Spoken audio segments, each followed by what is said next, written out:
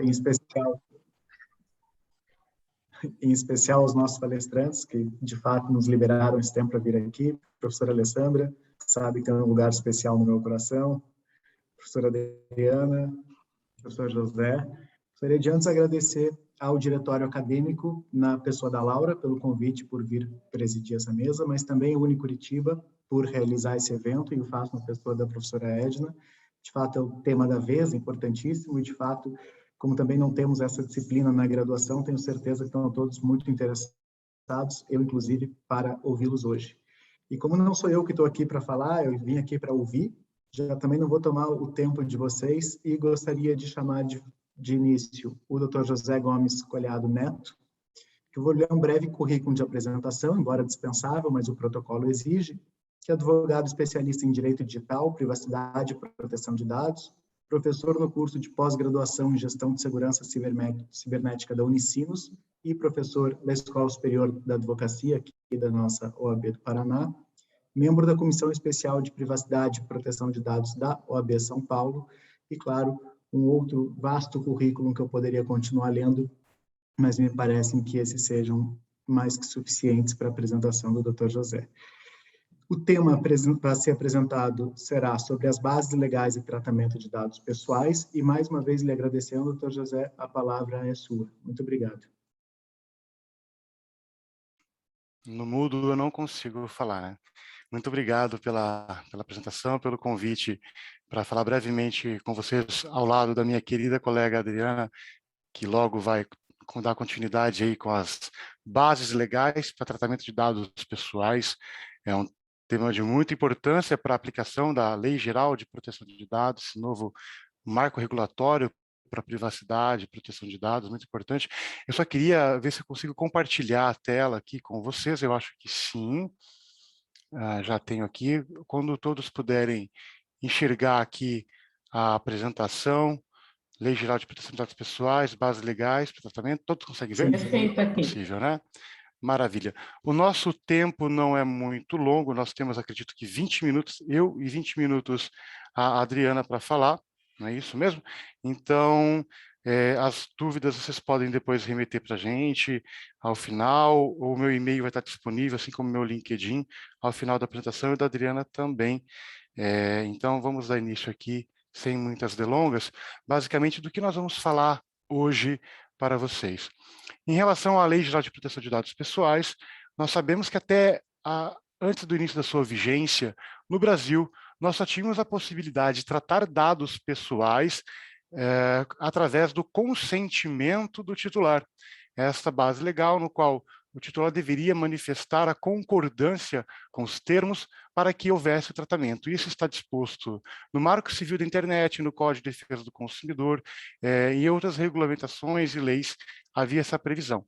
O que tornava um pouco difícil, tanto respeito a essa legislação, como também a própria possibilidade de tratamento independente do consentimento. Por isso que hoje existem pelo menos 10 bases legais para dados pessoais sensíveis e 10 bases legais para dados pessoais que não são sensíveis.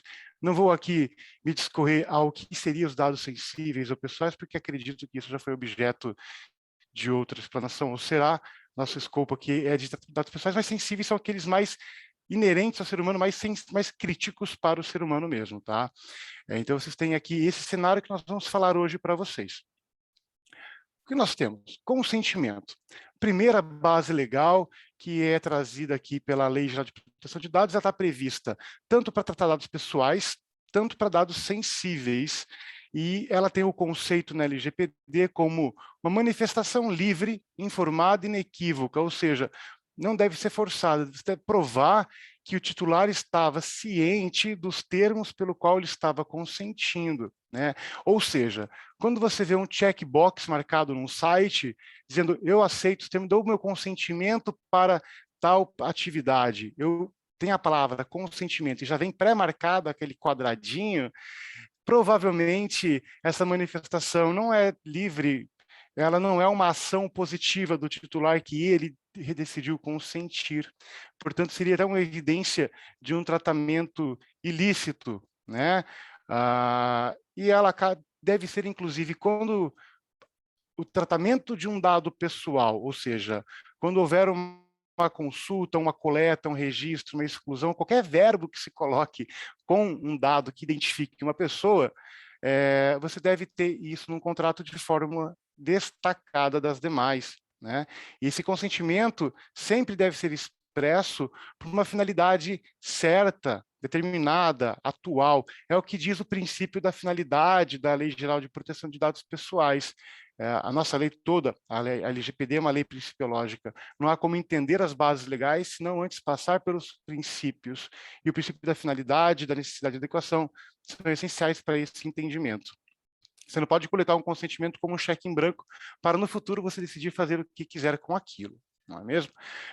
E o problema do consentimento na prática, se vocês forem advogar, fazer consultoria para uma empresa, e vocês vão perceber que as empresas que vão tratar os dados, ou a pessoa física que tratar os dados como controlador, a dificuldade é o titular pode revogar o consentimento a qualquer momento. E para o titular isso é muito bom, na medida em que ele tem mais controle sobre os seus dados pessoais. Mas a gente tem que perceber que existem ações, tratamentos que têm finalidades específicas e, portanto, bases legais específicas dentre essas. Embora a lei coloque em primeiro item o consentimento, não significa que ela seja base prioritária, mais importante, porque para tudo cabe consentimento se você efetivamente deixar expresso de forma adequada, né? Então, será que não tem uma base legal mais adequada para aquilo? E é isso que a gente vai falar hoje, né? Isso tem ali no artigo 8º, parágrafos mais outros fundamentos para o consentimento. Gostaria de adentrar ainda mais sobre o consentimento com vocês, mas antes de fazer isso, eu tenho que falar sobre uma outra base legal que dá muito pano para manga também, que é o legítimo interesse. O legítimo interesse, ele está disposto apenas para dados pessoais. Você não pode utilizar dados essa base legal para justificar o tratamento, por exemplo, de origem racial, étnica, para tratar orientação ou vida sexual, para dados de saúde, ou biometria, por exemplo, que é a impressão da papiloscopia da digital, por exemplo. É bem restrito o uso do legítimo interesse. Ele serve quando o controlador, aquele que detém o controle das informações dos titulares, que vai dizer como vai tratar, por quanto tempo, por qual finalidade, assume essa responsabilidade, esse é o controlador, tem interesse para isso, é legítimo o interesse dele. E parece um conceito bastante abstrato, não é mesmo? E legítimo interesse, e tem que pensar sempre que não vai trazer um prejuízo para o titular. Então, há um sopesamento de direitos, tem que colocar na balança os interesses da empresa ou da pessoa física que trata dados pessoais enquanto controlador. Em outro lado, se os direitos e liberdades fundamentais dos titulares não estão sendo ameaçados. E são várias hipóteses que isso pode acontecer. O artigo 10 da Lei Geral de Proteção de Dados, inclusive, ele vai colocar que ele vai trazer duas possibilidades que são exemplificativas de quando você pode usar essa base legal. Por exemplo, para promover as atividades do controlador, né? Ou seja, quando você tem ali um cliente que já tem um vínculo com a empresa e você decide mandar um e-mail marketing de um assunto de interesse daquele cliente, daquele titular, você já existe um vínculo com esse titular, já tem um prévio relacionamento, portanto, o que a gente chama de expectativa de tratamento de dados pessoais. Quando há uma expectativa para esse tratamento, ou seja, o envio de um e-mail marketing, você está fazendo isso para promover as atividades da sua empresa, não há nada de ilícito, você pode, então, tratar, e não há necessidade, portanto, de se coletar o consentimento do titular sempre que for enviar e-mail marketing. Essa, portanto, é a minha interpretação da Lei Geral de Proteção de Dados e de muitos outros, embora existam colegas com entendimentos diversos. É tudo muito novo ainda. O consentimento você vai utilizar quando você realmente não tiver como provar o legítimo interesse. Uma outra hipótese é quando você vai proteger o titular nos seus próprios direitos, para beneficiá-lo. dado. Por exemplo, se ele ganhou num concurso, né, alguma coisa do gênero, e ele tem direito àquilo. Então, você vai tratar os dados pessoais porque é um interesse legítimo para até proteger e resguardar os direitos do titular. Ou, por exemplo, quando ele faz jus a um brinde, um desconto específico, você trata com essa expectativa dele. Tá? Então, alguns exemplos aqui, inclusive para a própria definir o perfil do consumidor, identificar tendências de mercado. Você tem uma empresa, tem ali uma base de dados de vendas, você analisa ali que tipo de público você vai querer atingir no próximo semestre. E aqui, pessoal, nós temos uma arte chamada Avaliação do Legítimo Interesse, ou Teste dos 4 Passos, ou LIA, o Legitimate Interest Assessment, em inglês. Vem da Europa essa formação, que é uma fórmula proposta para verificar se realmente, quando você coloca, esse tratamento de dados pessoais eu vou basear no legítimo interesse, legal. E aí você vai ter que a obrigação do controlador, inclusive, de fazer o relatório de impacto de proteção de dados, não é mesmo? Inclusive, uma das recomendações da lei é quando você está baseado no legítimo interesse. Aí, mais uma razão para você fazer o relatório de impacto, porque a autoridade vai exigir. Mas e como é que você confirma que essa é uma base adequada, já que é um conceito tão abstrato? Bom, você pode passar por 4 etapas. A primeira dela, a legitimidade do interesse. Você vai pensar, existe uma finalidade legítima no geral? Será que seria legítimo eu, enquanto controlador, nesses 2 primeiros quadrinhos, a legitimidade de interesse e necessidade, você olha a ótica do controlador da empresa. A finalidade é legítima, por exemplo, eu enviar, fazer uma pesquisa com os meus colaboradores, se eles estão satisfeitos com o ambiente de trabalho? Parece que sim, né? Ele quer que as pessoas produzam mais, tenham mais qualidade. Isso é uma situação concreta ou é algo abstrato, algo que talvez no futuro traga algum tipo de benefício para as partes, né? Não, eu acho que é o concreto. Nós temos que implementar medidas e vamos ter resultados disso de imediato. Fazendo a pesquisa, vamos implementar, não é algo aleatório. Ok, a necessidade. Aí a gente vai remeter ao princípio da necessidade, que é um dos muito importantes também dentre os princípios, que é minimização. Será que eu estou utilizando apenas dados os minimamente necessários para conseguir atingir aquela finalidade que é medir o índice ali de qualidade do ambiente de trabalho, se os colaboradores estão satisfeitos, o que eu posso fazer para melhorar o meu ambiente de trabalho, ou, né, enfim. Então, você vai analisar, será que realmente eu preciso saber se ele tem tantos irmãos na casa dele, qual é o nome do cachorro, ou então detalhes sobre o último emprego que ele teve, se lá era melhor ou era pior. Será que isso vai efetivamente trazer um benefício para esse tratamento?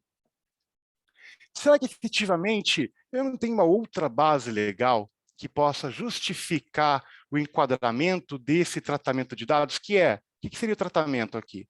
Soltar uma pesquisa por e-mail, um formulário, né? Eu poderia ter aqui execução de contrato, como a Adriana vai falar, eu poderia ter aqui, será que não seria, enfim, você vai analisar essas outras bases legais e ver qual se adequaria melhor.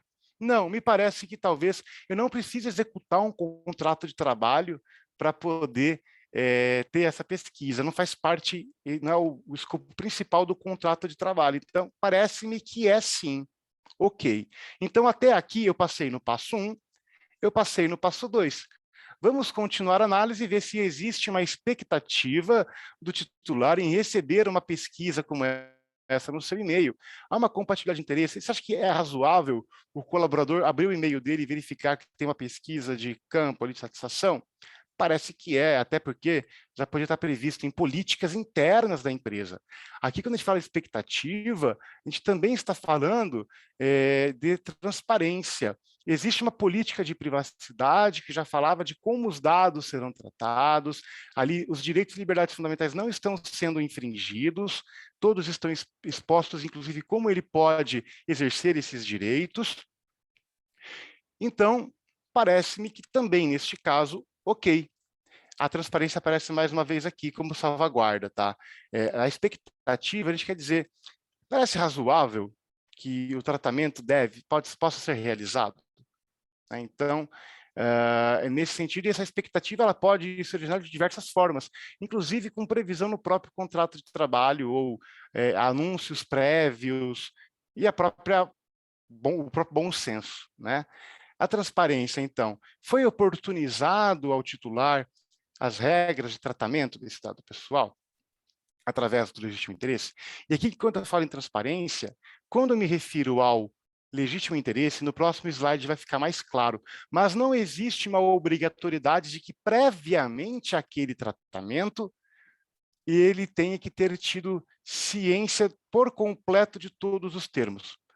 Por exemplo, um controlador pode tratar dados de titulares que ele não coletou o dado, não partiu do titular o compartilhamento dos dados com o controlador.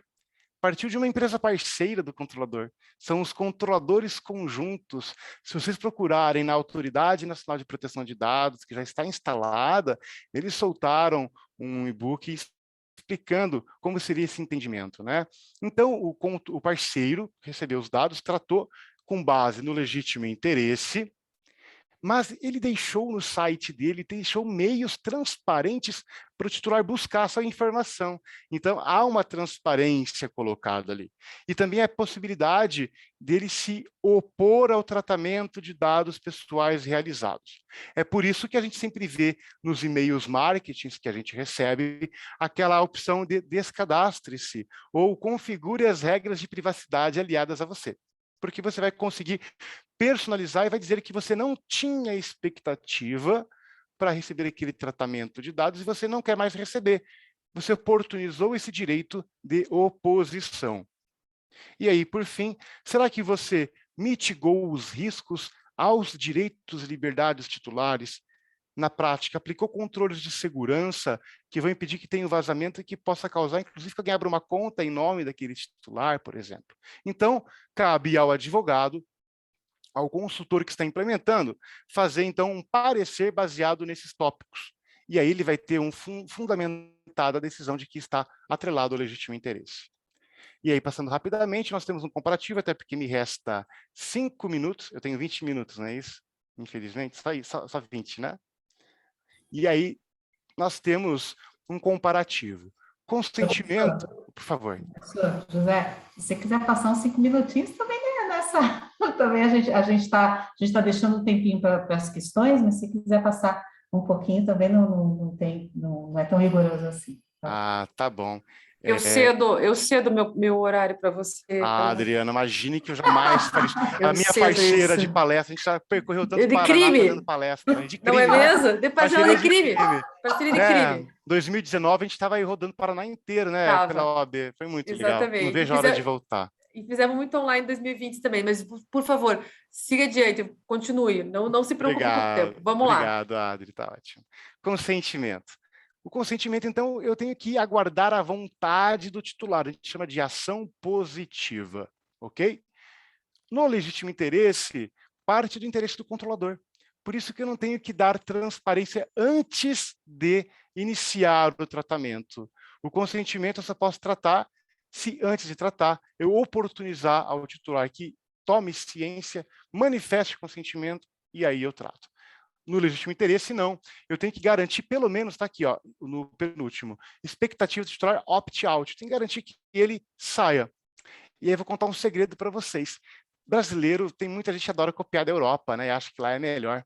E aí o que acontece? Eles vão implementar a LGPD nos sites e aí cometem um equívoco muito grande. E aí nós temos os cookies. Sabem o que são os cookies de navegação?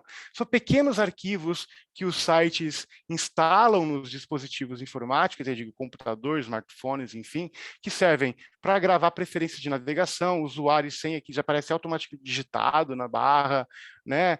Enfim, ou para que o próprio site possa funcionar adequadamente, ou para você receber campanhas de e-mail marketing, né? Porque daí ele te persegue. Sabe aquele banner que te persegue em todos os sites? Você não aguenta mais ver propaganda daquele produto e você nem fez login naquela página, veja.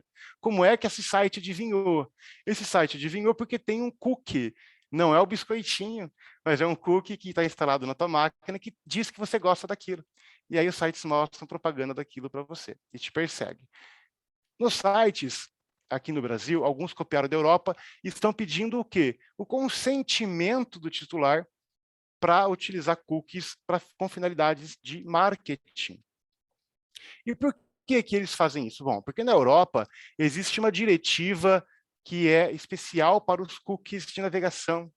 E nessa diretiva europeia, que tem aplicabilidade para todos os países membros da União Europeia, diz que é obrigatória a coleta de consentimento.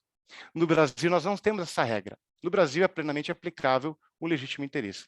Essa diretiva, gente, só para vocês entenderem, antes do GDPR, o General Data Protection Regulation, que deu base à nossa lei geral, existia uma diretiva também de proteção de dados que era muito parecida com o GDPR, tá?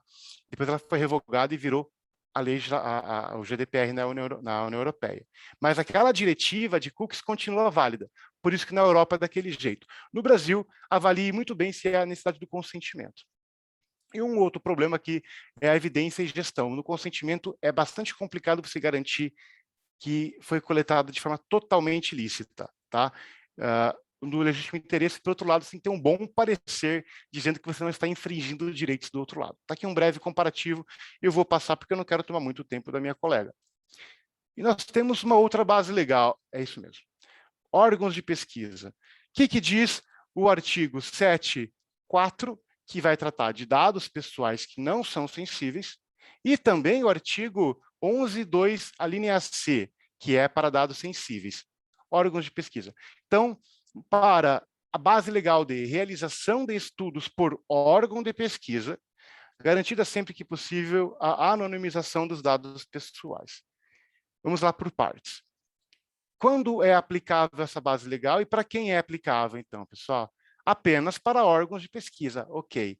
Então, eu posso dizer que a minha empresa é um órgão de pesquisa ou o departamento da minha empresa de pesquisa de mercado ou contratei uma empresa para fazer pesquisa de mercado para mim, é um órgão de pesquisa? Vamos ver o que diz a lei.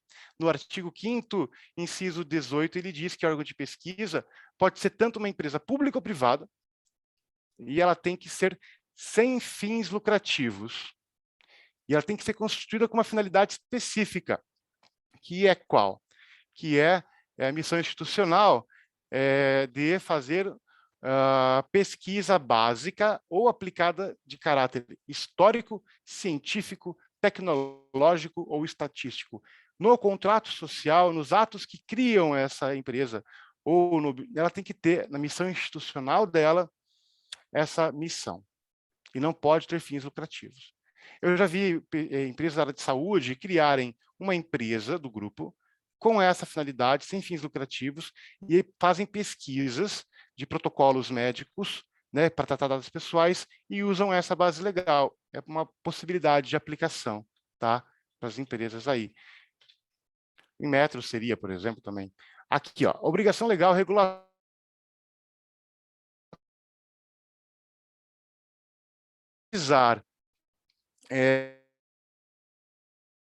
A empresa trata dados pessoais porque você tem uma lei que obriga que você trate, ou porque você tem uma norma regulamentadora, por exemplo, uma norma da ANS, uma norma de uma outra agência regulatória. E, gente, nossa, me fugiu.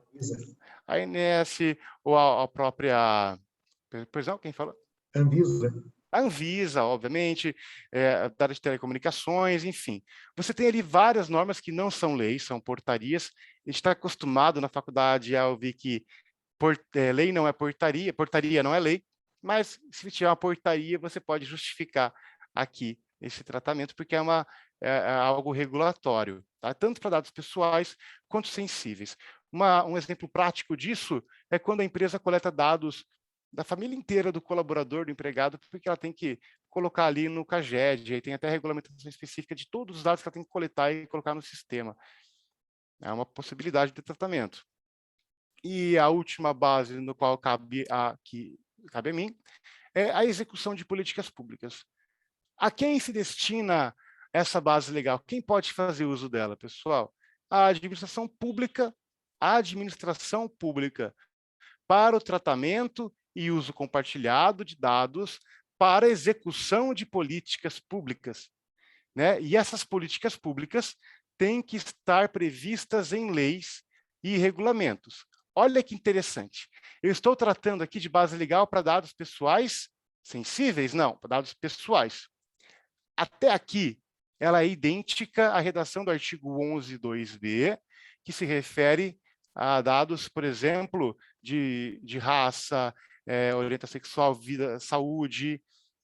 Porém, se eu não estou tratando de dados sensíveis, eu volto aqui para o artigo 7º, eu permito ainda que a própria administração pública trate esses dados se ela estiver baseada em contratos, convênios ou instrumento congêneres. E aí tem todo um capítulo da lei que vai tratar sobre os dados pessoais na administração pública e devem ser respeitados. Portanto, se a prefeitura fez um convênio com determinada empresa para tratar os dados e compartilhar esses dados entre elas, e não houver uma lei aprovada na Câmara Municipal, por exemplo, né, todo o trâmite legal, esse tratamento de dados não pode acontecer por meio de contrato ou convênio. Tem que ter uma lei dando ensejo a isso. Tá? Vamos aqui no artigo 11.2b. Então, tratamento compartilhado, dados necessários à execução pela administração pública de políticas públicas previstas em leis ou regulamentos. Ou seja, para dados sensíveis, eu não tenho essa parte negritada aqui em cima do item acima. Vocês veem meu ponteiro do mouse mexendo, pessoal? Eu estou mexendo o mouse aqui, não sei se sozinho. Deixa eu ver, sim. Ah, que ótimo. Então, ou respaldados em contratos, convênios, instrumentos congêneres. Deu para compreender esse último ponto, gente? Alguma dúvida aqui? É um pouco confuso, né? Dados sensíveis, eu não posso me basear em... A prefeitura, ou o Estado, ou a União, não pode se basear em contratos, convênios ou outros instrumentos se não tiver previsto em lei. Perfeito? É isso que cabia a mim. Se tiver alguma dúvida, alguém quiser fazer uma dúvida rápida agora, antes da Adriana entrar, eu estou à disposição, mas, pessoal, eu não sei aqui os hosts, como a gente deve prosseguir, fiquem a critério de vocês. Muito obrigado, professor José Gomes. De fato, o tempo é curto, né? Uma pena que o tempo é curto, porque o conteúdo é, além de muito interessante, bastante extenso. Eu te agradeço imensamente. Claro, as perguntas, todos aqueles que quiserem fazer, já podem deixar registrada pelo chat ou esperar o final das exposições e a gente passa para cada um dos palestrantes. Perfeito, muito obrigado. Nós que agradecemos. Vou passar o resto dos meus dias pensando que eu estou aceitando cookies inutilmente, talvez nem precisasse disso. Muitas vezes eles nem têm ação, viu? É só para inglês ver. Você clica no botão e ele continua tratando, mas isso são outros 500. Pessoal, obrigado. Obrigado, senhor. Para essa segunda parte, então, seguindo no tema das bases legais do tratamento de dados, eu passo a palavra à professora Adriana Glick Camargo, que é advogada e, como já adiantou, atual gerente de assuntos regulatórios do IBanks. E quem não conhece ainda o IBanks não mora em Curitiba, né? Porque tomou nossa skyline com aquele letreiro famoso, o antigo letreiro do Itaú, que ficava no Shopping Itália. A professora também é professora convidada do curso de pós-graduação da Unisociesc, da Unibrasil, da PUC Paraná e da Unicinos, nas matérias de proteção de dados, Fintechs e Compliance, membro da Comissão de Compliance da OAB Paraná, e se me permite apenas uma menção pessoal, mas que eu me sinto quase na obrigação de fazer, é filha da nossa famosa Luciana Glick Camargo, que é quem a cultura curitibana e até mesmo paranaense tanto deve. Lembro-me muito, por isso registro minha homenagem. Professora Adriana, a palavra é sua. Muito obrigado. Muito obrigada pelo convite. Nossa, Marcelo, muito obrigada por mencionar a minha mãe aqui. É um prazer enorme estar falando com vocês, eu agradeço imensamente o convite. Eu vou passar aqui, então, para a apresentação, vou dividir a minha tela com vocês, dando continuidade aqui. Deixa eu colocar numa tela. Acho que me parece que todos conseguem enxergar bem, né? Perfeito. Tá ótimo, muito obrigada. Então, continuando aqui falando, né, das bases legais para tratamento de dados, primeiro eu gostaria de só fazer um adendo aqui. Eu e o Conrado, nós somos muito amigos, como ele bem falou, a gente vem falando sobre o tema já há bastante tempo juntos, assim, mas como todo tema é palpitante, como todo tema do direito, nós temos divergências, né? E uma das divergências que eu tenho aqui para dividir com vocês, no meu ponto pessoal, inclusive na minha prática diária, eu sempre entendo que dados pessoais sensíveis não são só aqueles que a lei define como dados pessoais sensíveis, não é só aquilo que a lei define, né? Do meu ponto de vista, eu explico por que eu tenho essa discordância em relação ao próprio texto da lei. Eu entendo que o dado pessoal sensível é todo aquele que, se vazado, utilizado de forma indevida, venha a causar um grande problema, um grande incômodo ao seu titular. E eu falo isso até pela minha atuação aqui junto ao Ebanks. Me parece que, por exemplo, um dado vazado de cartão de crédito, que ainda que não seja um dado sensível aos olhos da lei, é um dado que tem o potencial de causar bastante problema ao seu titular, né? Então, ainda que ele não seja um dado propriamente dito, hoje ele é praticamente uma conexão, uma continuidade nossa, né, no mundo que a gente faz compras online, ainda mais no momento de pandemia que a gente ainda está vivendo. Eu sempre falo que o dado pessoal sensível, no caso do cartão de crédito, é algo bastante problemático em caso de mal usado, em caso de malversação ou vazado de alguma forma. Então, eu só queria fazer meu adendo aqui, porque a gente tem um debate bastante grande em relação a essas questões, e eu sempre fico pensando que o dado pessoal sensível deve ser tratado da forma com que aquele que vazado vai causar o maior dano, o maior estrago ao seu titular. E é justamente isso que a gente está vendo proteger aqui. Outro ponto que eu queria trazer rapidamente aqui, há uma grande crítica em relação à lei brasileira de proteção de dados pessoais, mas a gente que vem atuando aí também, vendo outras legislações sobre o tema, posso dizer para vocês com bastante segurança que a Lei Geral de Proteção de Dados brasileira é uma lei bastante avançada, é uma lei bastante interessante e que traz um arcabouço muito, muito seguro, não só pela continuidade do tratamento de dados de forma legítima, de forma correta, mas também ao seu titular. Então, eu acho que a gente, nesse ponto, a gente deve... Claro, existem falhas, existem coisas a serem melhoradas, né? Situações a serem revistas até pelo próprio regulador e até, muito possivelmente, pela própria autoridade, mas eu entendo que ainda é uma lei bastante avançada, uma lei bastante interessante e que traz ainda, assim, a possibilidade de segurança ao titular, mas também traz a possibilidade de continuar se prestando os serviços de tratamento de dados, que também é algo que o titular quer. Porque um dos pontos que me pareceu bastante relevante com essa lei foi justamente dizer que a lei iria proibir o tratamento de dados, e não é isso que ela fez. Ela, na verdade, ela trouxe um arcabouço legal para trazer mais segurança para esse tratamento de dados e a proteção, acima de tudo, do titular. Mas entrando aqui especificamente, então, na questão que me coube aqui, né, falando das bases de tratamento de dados pessoais aqui, quando a gente fala aqui, então, na questão da execução de contratos, né, eu que sou oriunda aí da área de compliance, eu posso falar isso para vocês com bastante propriedade, a necessidade de você fazer uma análise prévia antes até mesmo da formulação do contrato, né? Ou conheça seu cliente com quem você está firmando o contrato, ou conheça seu parceiro com quem você está firmando o contrato, é extremamente importante.